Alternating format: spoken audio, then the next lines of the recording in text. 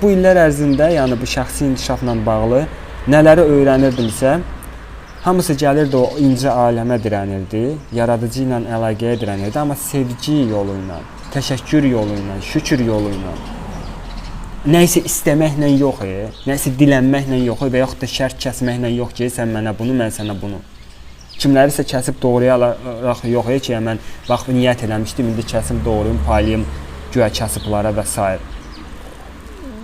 Niyə aqressiya, niyə qan tökmə, niyə mütləq zorakılıqla, niyə mütləq bax bu olmalıdır ki, sənə nəsə. Bilirsiniz, əsas məsələ, bax, nəyə bütün bu fikirlərimi gətirirdim.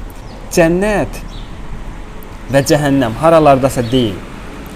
Mən dərk elədim ki, həqiqətən də o yazılara riayət etdikcə, müəyyən bir kainatın, yaradıcının qaydalarına riayət eləyərkən, sənin bugünün dəyişir, sənin sabahın dəyişir. Nə vaxtsa haralardasa deyil, sənin elə ümumiyyətlə reallığın başlayır dəyişməyə. Həqiqətən. Bax o təşəkkür vasitəsilə, bax o yanaşman vasitəsilə, şükür vasitəsilə. Orada pozitiv düşüncə var. Orada bax şəxsi inkişaf yolunda öyrədilən hər bir şey var.